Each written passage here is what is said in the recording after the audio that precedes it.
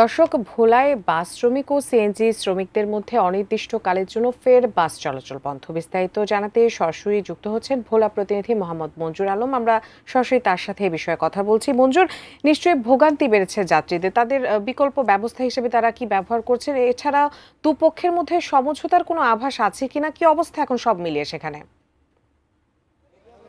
উজবি, আপনি যেরকমটা বলেছেন, আসলে বিকেলের পর থেকে ভোলার বীরশ্রেষ্ঠ মোস্তফা কামাল বাস টার্মিনাল থেকে একটি বাস দৌলত খানের উদ্দেশ্যে রওনা হয়েছিল। তো বাংলা বাজার নামক এলাকায় বাস সিএনজি সাইড দেওয়াকে কেন্দ্র করে কিন্তু এই সংঘর্ষ সৃষ্টি হয়। তো সংঘর্ষের পরে সন্ধ্যার পরেই কিন্তু বাস চলাচল এক পর্যায়ে সিএনজি এবং বাস মালিক সমিতির পক্ষ থেকে বাস চলাচল বন্ধ ঘোষণা করা হয়। সেই বন্ধ ঘোষণার পরিপ্রেক্ষিতেই কিন্তু এখন সড়কে টায়ার জ্বালিয়ে বিক্ষোভ কর্মসূচি পালন করেছেন বাস মালিক সমিতির যে শ্রমিকরা রয়েছেন তারা। তো আমরা কথা বলেছি শ্রমিকদের সাথে, তারা আমাদেরকে জানিয়েছে যে সিএনজি শ্রমিকদের সাথে বেশ কয়েকদিন ধরেই কিন্তু তাদের এই সংঘর্ষ চলমান। এর আগেও কিন্তু আমরা দেখেছি গত সপ্তাহে কিন্তু এই সংঘর্ষ চলমান ছিল এবং একটা পর্যায়ে জেলা প্রশাসকের সম্মতিতে কিন্তু একটি সমঝোতার সমাধান সৃষ্টি হয়। এরপরে কিন্তু আজকে আবার দ্বিতীয়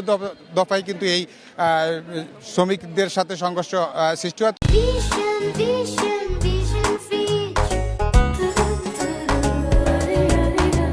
তো এখন পর্যন্ত বাস চলাচল বন্ধ আছে, সিএনজি চলাচল বন্ধ।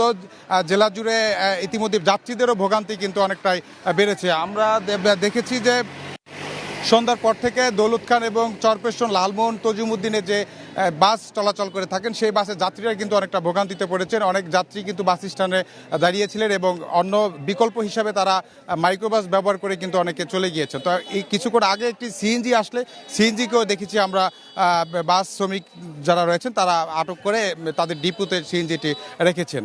তো এই ছিল আমার কাছে ভোলার বাস শ্রমিক ধর্মঘটের সর্বশেষ।